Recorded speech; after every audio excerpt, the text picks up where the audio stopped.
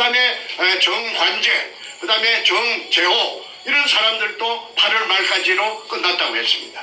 그런데 미처 금도굴이 끝나기도 전인 8월 중순경부터서 백주름이가 목동에 있는 스포츠 조선에 연재물을 시작합니다. 남픽션. 작가까지 돼가지고 또 돈을 벌겠다고. 그러니까 자기가 생전 처음 접해보는 이 엄청난 사실을 그냥 그대로 자기 머릿속에만 가슴 속에만 담아놓기가 있기가 싫은 것이 임금님 기는 당나귀 기가 아니겠습니까? 사람은요 비밀을 혼자 간직하기 싫어요. 말을 하고 싶어요. 자랑하고 싶어요. 이런 본능이 있다고 저는 알고 있습니다. 그래서 이게 목동의 스포츠 조선을 찾아가서 연재물을, 지가 무슨 작가라고 연재를 시작하는데, 이 연재를 하면은 제가 경남 산청군 신안면 사람이기 때문에 제가 스포츠 조선은 저 시골까지 안 오니까 정충재는 모를 것이다 하는 아마 그런 생각으로서 안심하고 수도권에서만 스포츠 조선이 많이 팔리니까 한 것 같습니다. 그래서 이게 이제 스파치 나갑니다. 스파치 인터넷에서 찾아냈습니다. 스파치. 요 스파치 나가는데, 여기 보면 탐사 전문가 백준영, 넌픽션. 소설이 아니란 말이죠. 사실이란 말이죠. 넌픽션 보물을 쫓는 사람들 본지 연재. 그래서 사진까지 요 뺏겨갖고, 요 앞으로 요 집필 방향에 대해서 이렇게 소개를 했습니다. 그런데 금을 쫓는 사람들입니다. 그래서 이제 이게 말하자면은 실하, 보물을 쫓는 사람들, 3부, 66, 글, 백준영, 일러스트, 김동우 해서 이렇게 사파까지 하면서 요 66회에 66번째 3부입니다. 부산항 잠수함 기지 보물 해가지고 나옵니다. 제가 한번 읽어보겠습니다. 비디오 테이프를 보자 인공물이 있다고 확신했다. 그러면 인공물인데, 제가 시종일관 주장했던 거는 의뢰공장의 한 가닥이다. 일제 의뢰공장의 한 가닥이고 그 속에 금이 이등충이라는 항도세 포대에, 마다리 포대에 금이 가득 들어서 빽빽이 차 있었다. 아까 탁종수도 아까 백준음이 옆에 도둑놈 서도둑놈 김선태 옆에 앉아있던 놈이 거기 48년생 해병대 출신 용산역 앞에 방패 탁종수입니다. 그 탁종수가 쓴 학에서 봤지 않습니까? 그것도 6월 7월 8월 말까지 독을 했다고 했거든요. 금독을 했다고 했거든요. 그런데 이 정작 본인 작가님 백준음 사이코패스께서 신화 보물을 쫓는 사람들, 스포츠 조선 연재 제66회 부산항 잠수함 기지 보물, 이걸 연재를 하는데, 이게 바로 아까 제가 뚫어서 찾았던 수평굴의 정체가 나타납니다. 이거는 바로 발언을 해놨어요. 이거는 거짓말 아닙니다. 그러면 어제 기자회견 할 적에 그거 보니까 쓰레기 한글이 적혀가 있는 쓰레기 포대에 돌이 담긴 포대가 물 속에 널브러져가 있었는데, 딱 차가 있지 않고 알이 가득 차가 아니고 구석에 처백기가 있었죠. 그런데 그거는 이등충이라고 적혀있는 금편이든 포대는 자기네들이 다 독을 하고, 그 다음에 아까 박수웅이 구린 것처럼 위장하기 위해서 지상에서 그 포대를 갖다가 구해가지고 와서, 자갈치 시장에 가면 그 봉포대 파는 상해가 많이 있어요. 거기서 구해가지고 와서 쓰레기, 보로꼬, 그 다음에 나무 토막 등을 집어넣어가지고 마치 금이 없었던 것처럼 쇼를 위장해서 나타내려고 연출해 놓은 거라 하는 거는 제가 주장하는 것입니다. नमस्कार भाई और बहनों, ऑल इंडिया की सर्विस में आपका स्वागत है. 거라 하는 거는 제가 주장하는 것입니다. 그런데 그 포대 속에는 낡은 포대도 있고 새 포대도 있습니다. 그 사진이 다 있습니다만은 시간 관계상 생략합니다. 그거는 낡은 거는 뭐냐 하면은 박수웅이 굴하고 연결로 시켜가지고 소리 안 나는 하약을 무진동 하약이 있답니다.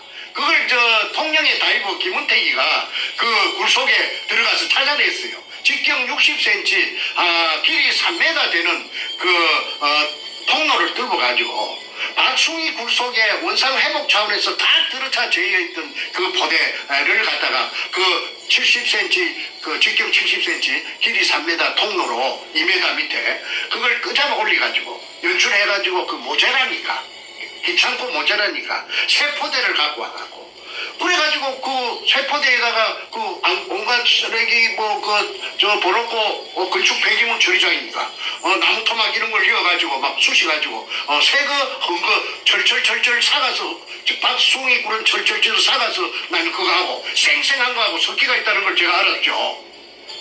그런데 이거는 그 YTN 황보현이라고 지금 일본 동경 특파원으로 가가 있는 사람이 있습니다. 이 사람이 그 신촌래기 기자 때 울산 담당이었는데 이 기자가 그 문현동의 금도굴의 그 방금 말한 포대, 세포대, 흠포대의 묶이는 조덩이, 포대의 조덩이를 갖다가 딱 홀치는 걸 갖다가 인계철선이라고 그 공사장에 철근 엮는 그 철사가 낭창낭창한 게 있는데 그걸 갖고 숙달된 기술자들은 착 일시에 묶어버리는데 얘들은 그런 기술이 없으니까 그냥 굵은 젓가락 같은 철사를 가지고 막 투락하게 막 구멍을 억지로 뚫어갖고 해놓은 것을 이거는 조작한 것이다고 황보영 기자가 그 의혹을 제기한 적이 있습니다. 그 이후에 울산 그 현대백화점 앞에서 한 기자를 갖다가 납치하려고 이놈들이 억지로 차에 태우려고 난리를 치겠던 적도 있습니다. 어쨌든 그거는 지나간 일이니까 그거는 그 정도로 참고적으로 말씀드리고, 실화 보물을 쫓는 사람들의 이 66회 차이에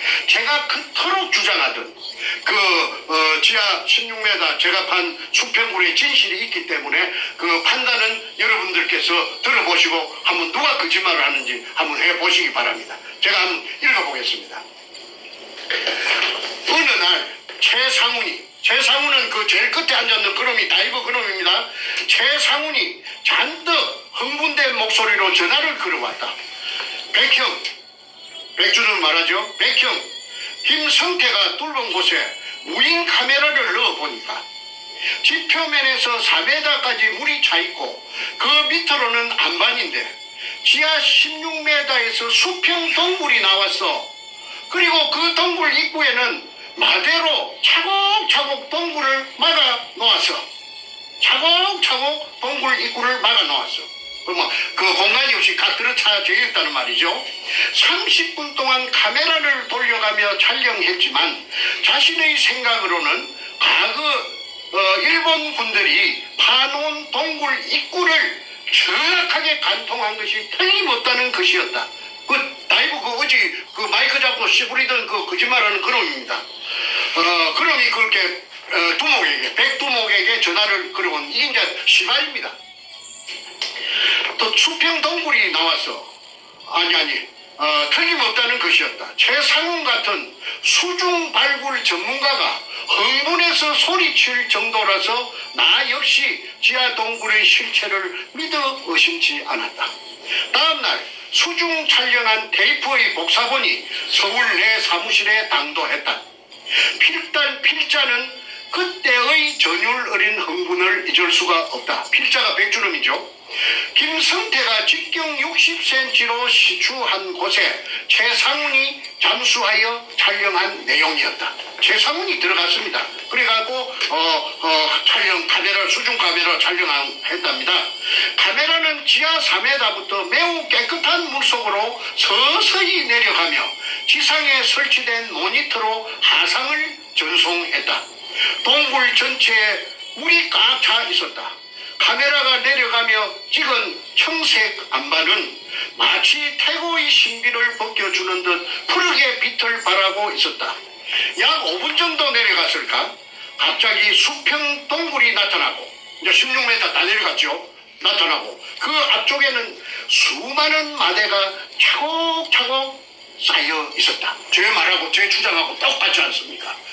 공간이 없이 거기가 일본 놈들이 재고 나간 끝입니다.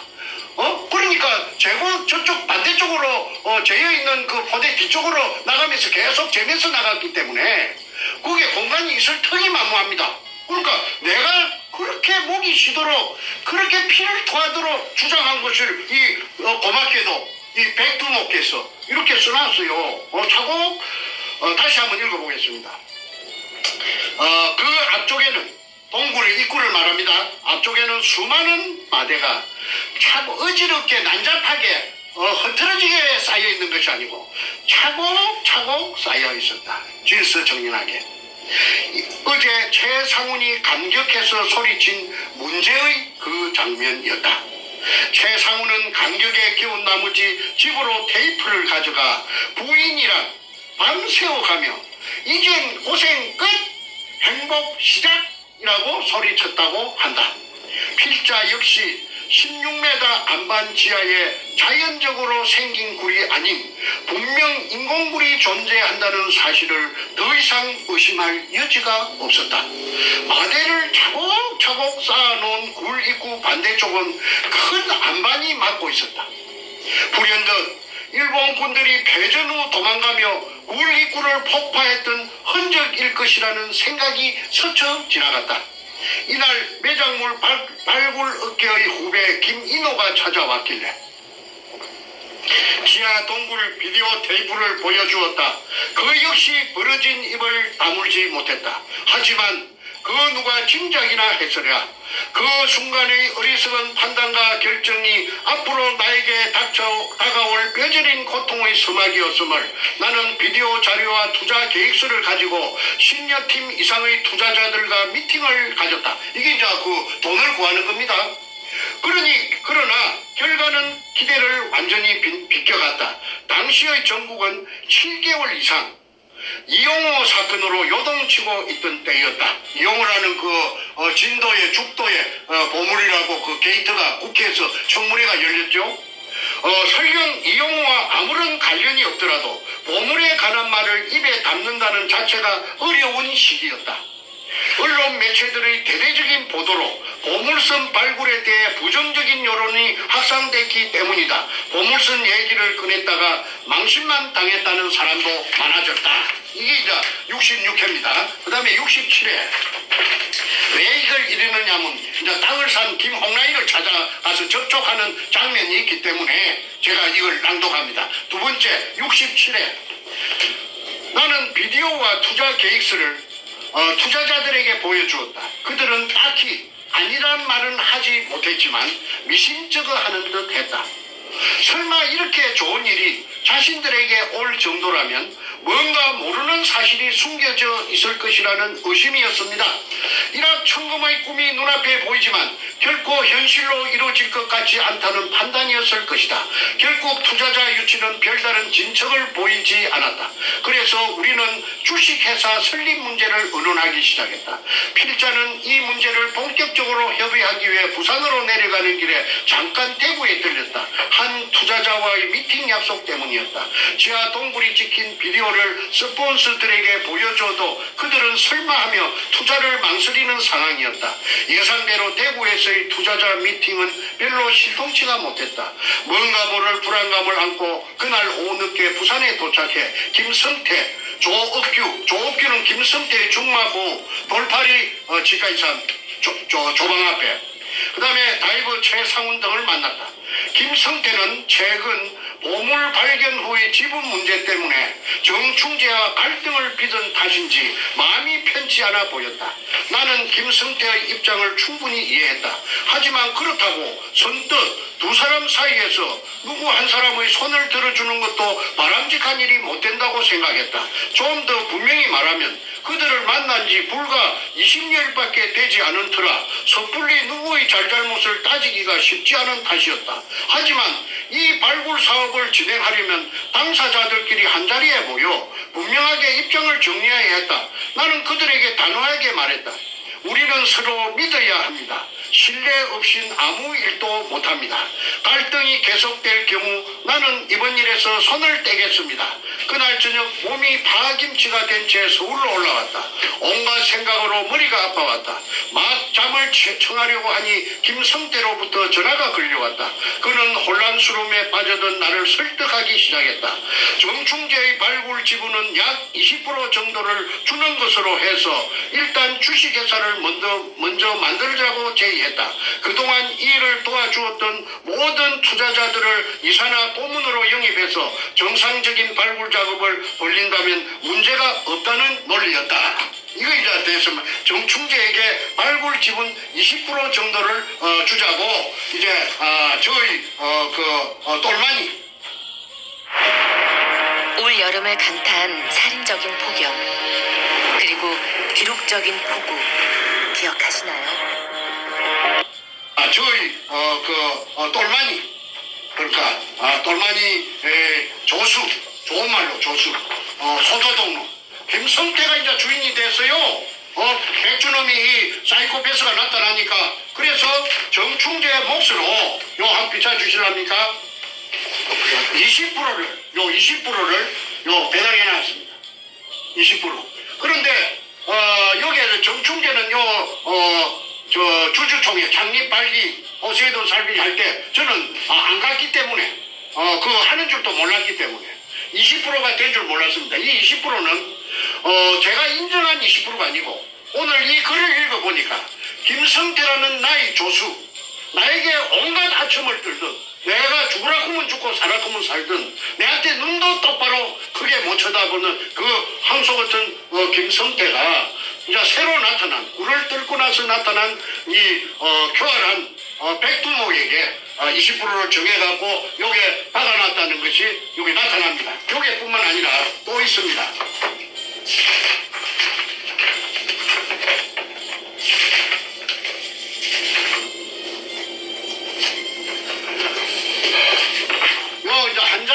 요 한 장에 최종 주식 배분 및 주주 명단에 제일 처음에 정충재를 얹어놨습니다. 정충재에게 보유할 주식주 2,000주를 주고 비율은 20%.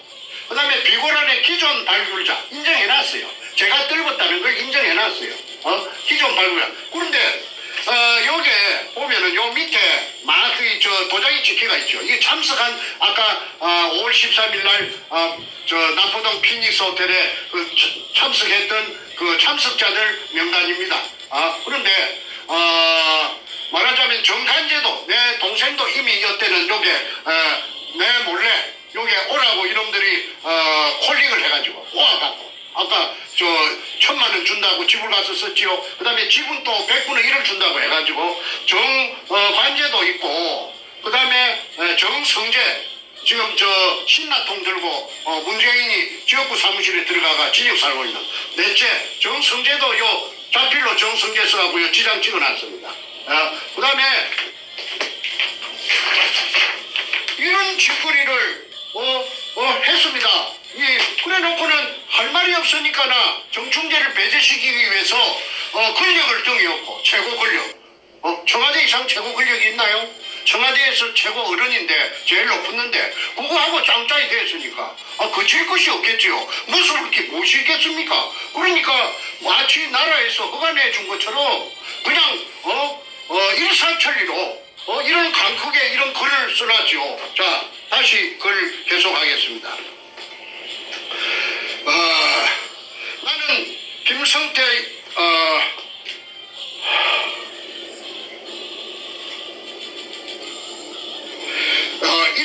일리가 있다는 생각이 들었다. 하지만 나는 대답을 주저했다. 그러니까 주저했다. 이 말은 김성태가 이렇게 하자 저렇게 하자 모사를 껴미는 것을 백준엄이 처음에는 선뜻 응하지 않았다는 말입니다. 일단 그 자리를 벗어나고 싶은 생각이 우선이었다. 그로부터 며칠 동안 나는 정말 많은 고민을 해야 된다. 또다시 실패한다면 인생에서 실패를 이놈이 무수해요. 그러니까 이 정충재를 배제시킴으로써 실패가 된다면 정충재가 만만치 않은데 실패가 된다면 이 인생에 이런 기회가 다시 올 수 있겠나 하는 그런 걸 갖고 고민했다는 말입니다. 그때 받을 상처는 나로서는 감내하기 힘들다는 생각이 미쳤다. 하지만 하루에도 몇 번씩 김성태 중마구 돌파리 치과의사 조옥규, 최상훈, 그 남포동 다이브 쇼하는 최상훈 등이 신천지 백화점 1층에서 번갈아 가며 날 설득했다. 아, 결국 나 이럴 수밖에 없구나. 또다시 나는 흔들리고 있었다. 그러니까 백주름이는 자꾸 새놈이서 조사대치니까 정충재를 대통령까지 뒤에 있는데 그 촌놈 새끼 그 진주 사는 정충재 그 새끼 그 팽 죽여버리자 이 말을 그렇게 최상훈, 조옥규, 김성태 서희서 백주름에게 이제 압박을 가한다는 말입니다. 자, 68회 세 번째입니다. 고민을 거듭하던 나는 결국 김성태 등의 강국한 요청을 뿌리칠 수 없었다. 결국 그들의 요구에 따르기로 결정하니 한결 마음이 편했다. 물론 많은 어려움이 예상되지만 목적지까지만 가면 된다는 생각을 하니 자연스럽게 불면증도 해소됐다. 그렇게 잠도 못 잘 정도로 그 갈등을 겪었다는 말이죠. 어쨌든 당분간은 좀 더 참고 인내하기로 하였다. 한번 결심한 이상 나는 추진력 있게 이를 밀어붙여야 했다. 부산으로 내려가서 그동안 이 작업에 투자했던 모든 사람들을 모아달라고 했다. 이 사람들이 이제 그 죄를 잡아연 사기 피해자들이 됩니다. 총 20명이었다. 그 중에는 순박하기 이를 데 없는 시골 사람들도 있었다. 농사를 지으며 어렵게 돈을 모아 보물선 탐사를 도와준 이들이었다. 나는 최선을 다해 사업 계획을 설명했다. 그들은 나의 회사 설립 취지에 적극 지지해 주었다. 이에 힘을 얻은 나는 다시 한번 의욕을 키워가기 시작했다. 나는 또 다른 투자자를 유치하기 위해 동분서주했다. 평소 호영호재하며 8년간 만나온 이승우를 찾아갔다. 그는 서울 강남 신사동에서 부동산 전문회사를 경영하고 있었다. 이승우에게 그간의 상황을 설명하고 도움을 요청했다. 이틀 후 그는 자신의 오랜 비즈니스 파트너라며 나이가 70이 가까운 오남식 씨를 소개했다. 나는 일단 그에게 보물선 발굴에 대한 브리핑을 했다. 하지만 그의 반응은 심통치 않았다. 다음날 아침 함께 부산에 내려가기로 했다. 부산에 도착해 작업 현장을 직접 보여주었더니 마침내 그가 호기심을 보이기 시작했다. 나는 그에게 이 토지를 오 사장님이 구입해 주시면 2개월 후에 2배로 우리 회사가 재인수를 하고 자, 2달 뒤에 배로 더블로 돈을 주겠다. 땅을 산 돈을 주겠다. 발굴 지분의 5%를 주겠다고 약속했다. 오남식은 연륜이 쌓일 대로 쌓인 부동산 전문가였다. 그는 지하 동굴에 카메라를 내려보내서 자신의 눈으로 직접 확인이 되면 곧장 내일 계약을 하겠다고 했다. 하지만 당시 상황에서는 카메라를 수직으로 시추한 굴에 내려보내는데 또 다른 장애물이 가로막고 있었다. 우리는 그 장애물을 제거해야 했다.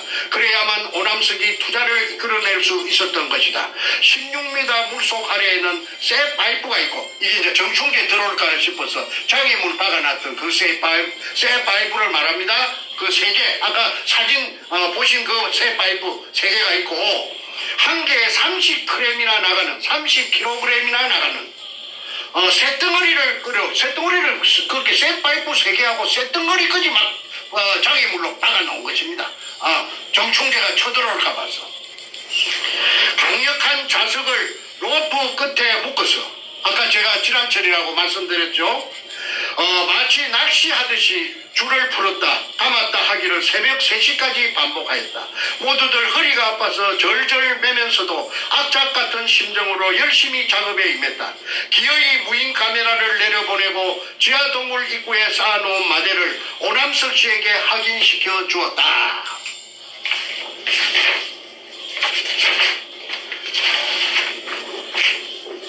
다시 66, 67, 66 네 번째입니다. 오남석은 고개를 끄덕이며 투자하겠다는 의사를 분명히 했다. 그나마 다행이었다. 호텔로 돌아와 몇 시간 눈을 붙이는 둥 마는 둥하고 이튿날 바로 계약을 체결했다. 계약금은 서울에서 주겠노라며 서울로 가자고 했다. 이제나 저래나 계약금만 기다리던 내게 또다시 또다시 땅이 꺼지는 듯한 소식이 들려왔다. 주위에서 반대가 심해 정식 계약이 힘들다는 연락이 온 것이다. 새벽까지 불을 밝혀가며 장애물 제거와 촬영을 위해 혼신의 힘을 쏟았던 김성태, 최상훈 등을 생각하니 밤잠을 이룰 수가 없었다. 하지만 여기서 주저앉을 수는 없었다. 다른 투자자를 찾아 나섰다. 문득 떠오르는 얼굴이 있었다. 4년 전부터 알고 지내던 김홍랑 씨였다. 4년 전부터 전라도 강주에 그 청와대 그 여자 기공사 김대중 대통령의 기공사 김홍란이를 집은 강주 아까 강주시 서구 지평동 금호쌍용 아파트라고 했죠. 그 여자가 등장합니다. 그녀는 어렸을 때부터 신통력을 지닌 사람으로 유명했다고 한다. 그녀의 손이 닿은 환자들이 완쾌됐다는 소문이 나자 병을 치료하기 위해 찾아오는 사람들로 문전성시를 이루었다고 한다.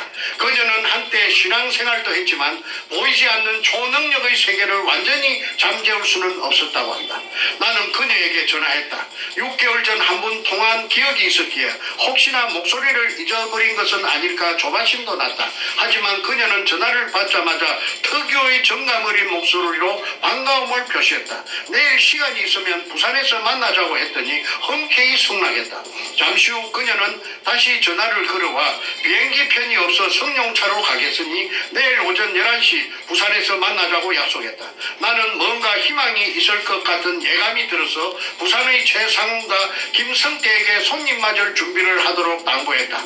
약속대로 김홍랑 씨는 모습을 드러냈다. 나와 최상훈, 김성태 등은 그녀를 상대로 다시 브리핑을 시작했다. 그동안 꼼꼼히 모아온 자료도 제시했다. 그리고 그녀를 직접 시추 장소로 데리고 갔다. 시추 장소가 아니라 제가 뜰은 그 수직구로 따라갔다는 말입니다. 장소에 도착한 그녀가 해준 말은 다시 한번 나를 어리둥절케 했다. 내가 여기 있는 한 건설업체 회장님을 치료하기 위해 매주 부산에 오는데 꼭 이것을 지나쳐 가거든요. 한때 이상할 만큼 이 장소에서 꼭 뭔가 있을 것만 같은 암시를 받았는데 그런데 오늘 내 자신이 진짜 이 자리에 서 있게 되다니 우연치고는 너무나도 기이하지 않나요? 그녀의 말처럼 필시 이날 우리의 만남에 뭔가 보이지 않는 인연의 끈이 작용한 것일까? 아니, 나는 사실 억지로라도 그렇게 생각하고픈 심정이었다. 40m 높이의 시멘트 옹벽을 응시하던 그녀는 저 옹벽 뒤에 뭔가 반드시 숨겨져 있다고 말했다. 나는 그녀를 최상훈의 사무실로 데리고 가 최상훈의 사무실이 자갈치 시장 입구에 있는 신천지 백화점 1층의 다이브숍을 말합니다. 동굴 안을 촬영한 비디오를 보여주었다. 그러니까 제가 뚫은 그 동굴 수직구 밑에 수평 구리속을 찍은 사진 비디오를 보여주었다 이 말이죠. 한순간도 놓치지 않으려는 듯 그녀의 눈은 반짝거렸다. 갑자기 수평 동굴이 나타나면서 이었고 켜켜이 쌓아놓은 국방색 마대가 드러나자 그녀는 갑자기 핸드백을 열고 전화기를 꺼내 들었다. 그녀의 남편에게 하는 전화였다. 그녀는 황급히 남편을 호출한 후 나와 함께 자갈치 시장의 한 호텔 커피숍으로 자리를 옮겼다. 그리고는 희망적인 답을 주었다. 이번 일은 내가 직접 투자해보고 싶다는 것이었다. 그래도 가정이 있는 사람으로서 남편에게 동의는 구해야겠다는 말도 덧붙였다. 자, 이게 진실입니다. 이게 지어내서 쓸 수 없는 거죠. 그놈 새끼가 그 사이코패스가 무슨 지가 소설가라고 이걸 지어내 쓰겠어요? 실화라고 했는데. 자, 나는 투자 조건을 설명했다. 토지 매입만 해주시면 됩니다. 보셨다시피 동굴은 이미 확인된 것이니까 설령 그 안에 기중품이 없다 치더라도 동굴을 이용해 관광지를 만들면 이제 일제 의뢰공장이란 말이죠. 관광지를 박숭이 굴이 무슨 관광지가 됩니까? 사업성이 있지 않겠어요? 그리고 만약 보물이 나왔을 경우 국가 지분과 세금 등을 뺀 금액에서 5%를 지분으로 내놓겠습니다. 그녀는 이런 내 제의에 매우 만족해했다. 그러면서 만약 발굴이 성공해서 그런 행운이 내게 온다면 어려운 사람들을 위해 봉사단체를 만들고 싶다고 했다. 잠깐만 여기서 설명 좀 하겠습니다. 이 여자가 지금 부천 역 앞에 1,000억대의 빌딩을 가지고 있고 그 남부터미널구에 그 큰 높은 아파트 110평에 살면서 온갖 호의호식을 누리고 기부인으로 행세하고 있답니다. 벤츠 마이바 600을 타고 다닌다고 제가 어떤 정치인에게 들었습니다. 자, 계속하겠습니다. 그 여자가 그 기공소를 운영할 때는 그 2002년 이전에 그 금독을 이전에 할 때는 서울 강남에 신사동 그래서 명상원이라는 기공소를 했는데 그게 지금 더불어민주당 출신의 그 기라성 같은 국회의원들이 주로 여자 국회의원들이 거기가 집합소랍니다. 그리고 동경에서도 이 여자가 소문이 났더라고요. 그러니까 돈이 없는 사람들은 상대하지 않고 아주 VIP들만이 상대를 하는데 이 여자가 그 업소 명상원에 일주일에 나흘 있고 3일은 자기 집이 있는 광주 서구 지평동 금호상용 아파트에 있다가 4일은 서울 3일은 광주 하는데 그때 어떤 정치인이 그 이름 들미면 다 합니다만은 그 정치인이 이 여자에게 기공 수련을 한 2년 반 정도 받으러 다녔기 때문에 이 여자를 잘 안답니다. 그런데 이 여자가 그 당시에 집세를 한 달에 못 줘가지고 절절 면접도 한두 번이 아니래요. 그렇게 임대료를 못 줘가지고 월세를 못 줘가지고 그래 한 여자가 지금 마을바위를 타고 다니고 1,000억대 그 정치인이 그렇게 하더라고. 저 부천역 앞에 1,000억대 2,000억대짜리 빌딩을 갖고 있고 그 다음에 그 110평짜리 그 금호 아시아나 아니 저 남부 터미널구에 자이 아파트인가 그 어마어마한 아파트에 산다는 정보를 저한테 준 적이 있습니다. 자, 계속하겠습니다. 자, 정선생님, 오늘 지금 1시간 반 갔는데 시간이 좀 길어지니까 이제 좀 마무리로 가야 될 것 같아요. 예, 그러면은 이걸 다 못하니까 여기서 다음번에 하고 제가 좀 몇 가지 드릴 말씀도 있어서 좀 마무리를 가야 될 것 같습니다. 네, 하나만 더 하고요. 말씀하세요. 요 지금 사람들이 금이 나왔는가 안 나왔는가, 금이 나왔으면 양이 어느 정도 되는가를 상당히 궁금해해요. 그래서 그 대답은 내가 꼭 드려야 되겠다. 그런데 이게 보면은 도굴 두모 사이코패스 백주름이 가방에서 나왔는데 여기 보면 노란 칠이대가 있습니다. 노란 칠이대가 있는 것은 여기 보면 여기 노란 칠이 여기 뭐냐면은 금은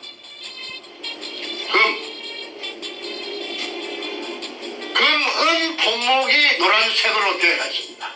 이거는 공업용 보석 다이아몬드고 그 다음에 뭐 이게 품종 위상도 있고 수원도 있고 뭐 여러 가지 있는데 어쨌든 이 금이 노란 색깔은 전부 금입니다. 그러면 1공장에서부터 5공장까지 금이 고르게 분포되어 있는데 이 금을 얘들이 내가 판 군형은 요겁니다. 수직구 요리 통해갖고 요게 돌아다니면서 해골로 세어봤는데 물로 빼내고 나서 해골로 백주름이 직접 세어봤답니다. 세어봤는데 980개라고 그 말이 과천에 사는 대구 사람 아무개 씨가 저에게 백주름이하고 직접 들었다고. 백주름이 잘 아는 사람, 형님 동생 아는 사람인데 백주름이가 직접 말하더라. 980개라고. 그걸 들은 사람이 여럿이 있습니다. 만약에 앞으로 입증을 할 때가 있으면 그 사람들이 다 정인이 돼 줄 거라고 보고 그 사람들이 확인서도 써줬습니다. 자, 그 다음에 이진된 부분은 다음 시간에 하기로 하고 오늘 시간이 많이 갔기 때문에 오늘은 여기서 일단은 시간이 그렇게 빨리 흘렀나요? 제 언급하는 것 설명은 그만하기로 하고 질문을 받아보겠습니다. 자, 선생님 오늘 제가 이제 마무리하는 차원에서 몇 가지 질문을 드리고 또 드릴 말씀이 좀 있고 하니까 오늘은 제가 이제 같이 하려고 그러다가 정선생님께서 그 백준홈 기자회견을 본 이후에 워낙 거짓말이 많고 또 정확한 사실을 국민들이 알게 해야 되기 때문에 정확한 그 거짓에 대한 설명과 그 다음에 증거를 제시하는 그런 시간을 갖고 있습니다. 자, 일단은 그 어저께 나온 그 백준음의 재산 비포 앤 애프터 우리가 방송을 했는데 그 방송에 올라온 저 댓글 중에 제가 중요한 댓글을 제가 하나 좀 읽어드리고 그걸 질문으로 드리겠습니다. 답을 좀 주시면 감사하겠습니다. 자, 어저께 7월 27일 금요일 방송, 저희 방송에 이런 질문이 있었습니다. 김필영 씨라는 분이 쓰신 글인데, 정 선생님, 어뢰공장 금을 직접 정 선생님 눈으로 확인 못하셨는데, 그 안에 금의 양을 확언하시는 부분 설명이 필요합니다. 그리고 징용당해 어뢰공장 인부로 일하다 돌아가신 분들의 위고래 숫자 증거도 확인되신 부분 설명 부탁드립니다. 끝까지 진실하게 임해주세요. 두 분 수고 많으십니다. 자, 금해양에 대한 확인과 위고 숫자 증거 확인. 그 자료에 혹시 있거나 있습니까? 네, 제가 말할게요. 그 증거 좀 보여주시면서 설명해 주십시오. 첫째, 이 리차드 로리스하고 그 미 CIA 극동 담당 책임자가 있습니다. 그분이 제 말만 듣고 금 찾는 계약을 하고 금 찾는 작업을 2년 반 동안이나 저하고 할 리가 만무하겠죠. 그분이 나중에는 국방성 동아태 담당 부차관보까지 하신 분인데 대단한 분이 계십니다. 그런데 그분하고 저하고 사이에 그 비밀 계약을 한 서류가 문건이 있기 때문에 일단 이것부터 먼저 보여드리고 부수적으로 설명하겠습니다. 이거는 이게 인천에 영암모자 인천방송 주주 일대 주주 백성학 씨도 여기에 사인이 되어 있습니다. 그거는 책에 다 공개가 되어 있기 때문에 그런데 이게 이제 CIA가 뜬금없이 왜 여기 나오느냐면 CIA가 아시다시피 제일 세계에서 정보를 많이 아는 그 정확한 정보를 아는 근데 이분은 중국에서 일본 군들이 약탈했다는 것을 45년 5월 한 달 동안 이걸 알아내가지고 한국에 30년 내가 만날 당시에 거슬러서 30년 전에 한국에 이거 찾으러 왔답니다. 그래서 내하고 그 50대 50의 지분으로 계약을 했죠. 그 계약서를 작성했던 변호사가 내가 구멍을 팠던 부산시 남구 문현동 그게 국회의원이었던 김무성이의 처남 김무성이의 처남 최양일입니다. 김무성 마누라의 오빠 그 사람이 미국에서 대학을 나왔는데 이분이 나에게 소개를 해서 만나는 것이 리차드 로리스였습니다. 그래서 이 사람들이 CIA가 아무 근거 없이 2년 반 동안 저하고 이런 계약을 해가지고 50대 50으로 하진 않습니다. 그런데 이 계약이 끝까지 가지 못했던 것은 2011년이라고 기억됩니다. 미국 뉴욕의 그 맨하탄에 그 무역센터가 그 오사마 빈 라덴이 그거 하는 조종하는 그 비행기가 그 건물에 들어가면서 그 큰 사고가 났죠.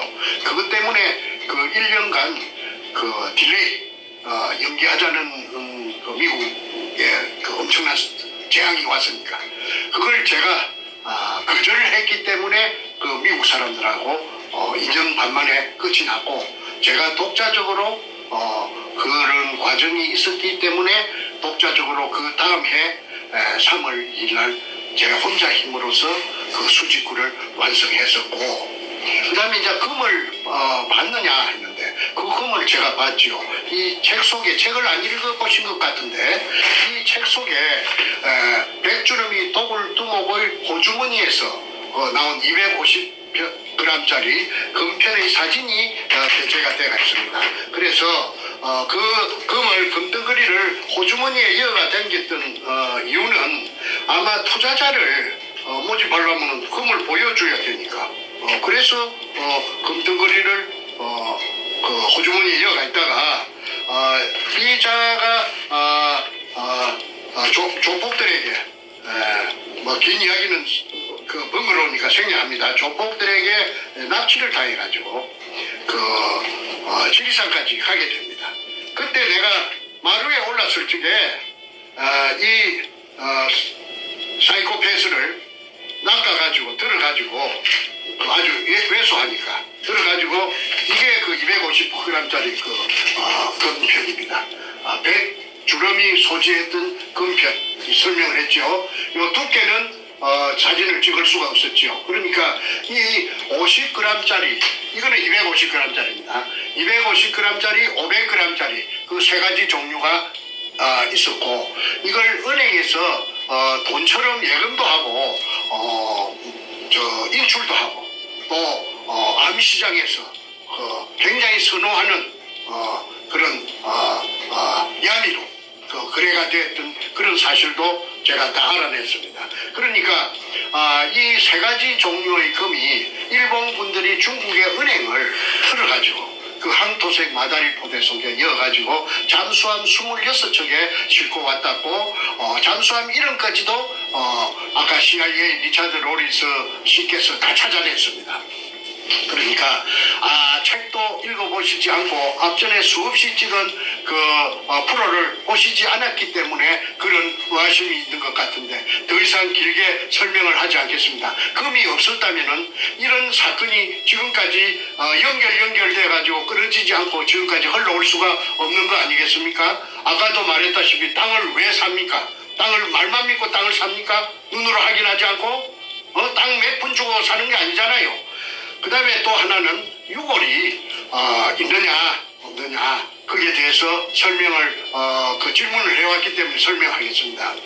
그 유골이 있다는 걸 제가 암시받은 것은 재판을 하면서 아까 그 소도 돕는 것던 김성태가 거짓말로 일관했는데 판사 앞에서 하는 말이 왜 꿀 앉아서 수박 잘라놓고 돼지 대가리 놓고 그 밤중에 앉아갖고 고사를 지냈느냐 하니까 엄격길에 이놈이 하는 말이 일제시대 때 끌려와 희생된 수많은 우리 조선 청년들의 영혼을 위로하고 하는 그런 말이 재판 기록에 찍혀 있고 제가 그 옆에서 그걸 들었습니다.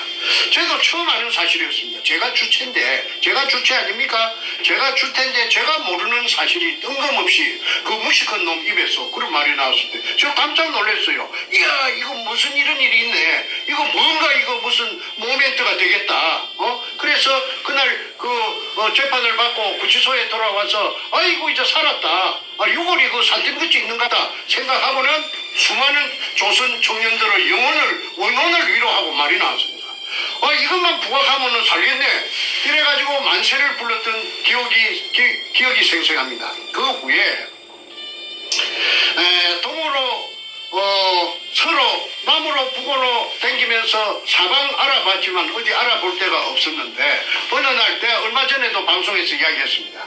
자다가 가위가 눌려가지고 새벽에 깨가지고 멍청하게 앉았는데 텔레비를 켜니까 밑에 자막이 지나가는데 태평양 전쟁 무슨 어쩌고 저쩌고 지나가서 다시 한참 만에 글자가 돌아오는 것이 뭔가 본진 게 태평양 전쟁 생존자 협회라 하는 데가 자막이 뜨더라고. 그래서 그 다음날 전화로 114에 물어가지고 그 할아버지들이 봤는데 종로 어디라고 하더라. 삼가 어디라고 하더라. 그리고 찾아가서 내가 선태수라는 80이 넘은 그 당시에 그 회장님하고 앉아서 대화를 합니다. 아니 나를 어떻게 찾아왔어? 아니 저는 태평양 전쟁 생존자 협회 그런 단체가 있는 줄도 몰랐는데 오늘 그렇게 알고 내가 불가실히 찾아온 것은 내가 궁금한 게 있었습니다. 말해보시오. 아니 부산 문현동에 일제 의뢰공장이 있고 거기에 근무하던 무슨 사람들이 혹시 회장님이 아시는 사람이 알 수가 없는가요? 했더니 그분의 눈에서 갑자기 그 큰 눈물방울이 두세 방울, 세 방울, 네 방울인가 모르겠습니다. 투둑 떨어지더라고. 그래서 내가 무슨 그 실수를 했는가 싶고 깜짝 놀라서 아니 왜 그러십니까? 하니까 아이고 좀 한 서너 달 전에만 좀 찾아오지. 와 인자 왔네. 그게 뭔 말입니까? 아니, 내 친구, 진동식이라고, 중마고우가 있는데, 1920년생. 그런데, 내 친구가 부산 문현동에서, 의뢰공장을, 일제 때 팠다. 어떻게 팠느냐 하면은 진해 해군부로 징용영장을 받고 끌려갔는데, 한 동네 청년 3명이, 대구, 대공동인가 어디서. 갔는데, 진동식 씨는 그때 결혼, 6달 됐을 때, 새 신부를 집에 남겨놓고, 이제 징용영장 받았으니까, 진해 해군부로 갔다, 이 말이죠.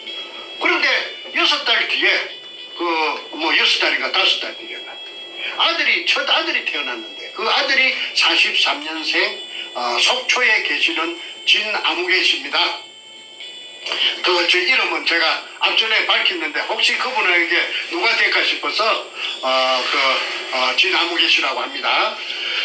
그런데 이분이 6달 된 갓난쟁이를 얻고 면회를 하고 싶어서 부대에다가 편지 온 부대에다가 부대장에게다가 면회를 하고 싶다고 아들을 낳았으니까 아들을 애비가 봐야 될 거 아니냐. 그랬더니 면회를 오라고 하더랍니다.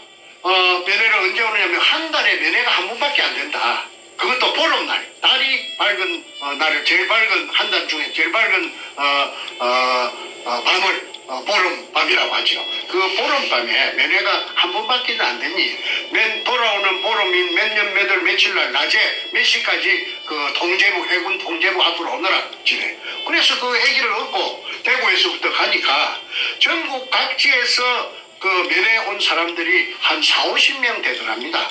그러니까 밤이 해가 꼴까닥 질락하니까 조금 어두워질락하니까 부대 안으로 들어오라고 하더니 따라 들어가니까 부두가 있고 바다가 있고 그 바다에 배가 한 2척 엔진을 걸어놓고 작은 배가 있더랍니다. 그래서 그 배를 타고 밤바다를 한 2시간 정도 휘황찬란한 보름달이 비추는 밤바다를 어딘 줄도 모르고 타고 갔는데 그게가 지금의 칠부두 앞인 문현동 바로 의뢰공장 있다는 옹벽 바로 바닷가입니다. 그래서 어떤 지정해 주는 텐트 안으로 들어가니까 들어가서 기다리니까 진동식 남편이 왔더랍니다. 그래서 남편이 하는 말이 저 건네 아들도 안아보고 처음으로 안아보고 저 건네 불빛이 바다 위에 희망찬란하게 출렁이는 그거가 부산이다. 여기는 부산이 아니고 동래군 서면 우합니다. 그리고 내가 저 뒤에 나저막한 산, 그거가 이제 현장입니다. 근창 근제 옹벽입니다. 나저막한 산 밑에 굴을 파는데 의뢰공장이다. 그 의뢰공장 속에 약 1000명이 3교대로 굴을 하루 종일 굴을 파고 있는데 나는 하약 발파 기술자이기 때문에 그중 월급도 많이 받고 대우도 좋다. 먹는 것도 다 차별이 나고 자는 것도 차별이 난다. 그러니까 걱정하지 말아라. 그래서 진봉술 여사께서 지금은 고인이 되셨습니다만은 부산 문현동에 자기 남편을 갓난쟁이 그 아들 지금 70대 중반이 훨씬 넘었죠. 진영한 씨를 얻고 면회 갔던 것을 진영한 씨도 어른들한테 들은 걸 그대로 내한테 증명했고 자필로서 그 다음에 진영한 씨는 금봉술 씨는 초롱 같은 기억력으로 제게 자필 사실 진술서를 썼습니다. 여기 있습니다. 이거는 강원도 속초시 조양동 상원주택 나동 202호 금봉술 22년생 남편은 20년생.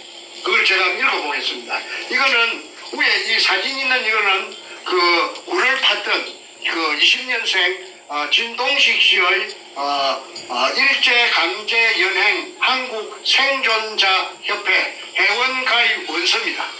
그래서 일본에서 바약 발파시에 돌이 날라와서 눈알이 하나 파열돼 가지고 장애인 시각장애인으로 평생을 사시다가 내가 손태수 회장님 만나기 3달인가 4달 전에 돌아가셨다고 하죠. 그 부인인 금봉술 할머니께서 써준 그 사실 확인서, 그 면회 같은 그걸 내가 한번 읽어보겠습니다. 진술인 금봉술은 사단법인 일제강제연행 한국생존자협회 강원도 지부 회원인 진동식의 처입니다. 제 2차 대동아 전쟁 때 남편 진동식은 발파 기술자로서 1942년 4월경 본적지 대구시 봉산동에서 일제에 의하여 강제 징용되어 처음에는 경남 진해의 일본군 해군부대 기지시설 부대에 배속되어 근무하다가 진해에서 약 200km 떨어진 곳으로 근무지를 이동하여 밤낮을 가리지 않고 바닷가 옆 낮은 산이 있는 곳에서 지하 의뢰공장을 굴착하였다고 남편이 생존 시 수차례 저에게 일제징용 때 이야기를 하였습니다. 그리고 생존자협회 공동회장 선태수 씨와 강원도 지부장 태갑 씨에게도 위 사실 이야기를 여러 번 하였습니다. 또한 일본 군 의뢰 지하 공장 위치를 남편이 나중에 확인해 보니 지금의 부산시 남구 문현동이라고 하였습니다. 진수리는 당시 면회를 일본군에게 신청하였더니 면회 신청을 15일 후에 지하 비밀 공장이 거리가 떨어진 곳에서 한번 면회한 사실이 있습니다. 그 후 44년 10월경 일본 규슈 사세보 해군기지로 이동되어 남편이 이제 전출되어 가서 발파 작업 중 왼쪽 눈이 실명되어 사세보에서 1945년 8월 10일 해방이 되어 고향인 대구로 귀국하였습니다. 금봉술은 위와 같이 사실 경과대로 진술합니다. 2005년 6월 11일 위 진술인 금봉술 할머니 도장을 찍어놨습니다. 그래서 이 사실이 재판 날짜에 나타났고 천명이라 하는 거는 여기서 진동식 씨가 확인을 해줬기 때문에 3교대로 판단하는 것도 알았고 그 명단은 국가기록원에서 입수하여 진해 해군부에 끌려갔던 진용됐던 사람들은 아무도 신고가 된 사람이 없어요. 그런데 그 명단을 누가 해킹 잘하는 사람이 해킹을 해가지고 지금 제가 가지고 있는데 약 940명의 그 애정대 그 진해로 끌려가서 정발됐던 명단이 저한테 있고 그 다음에 조선민주주의 인민공화국 수령이라고 하는 김정일이라고 하는 놈이 결제 책상에서 무언가 결제를 하고 있고 그 옆에 그가 임명한 민주주의 인민민주주의 3.0 간첩 총독 문재인이가 부동자세로 서 있는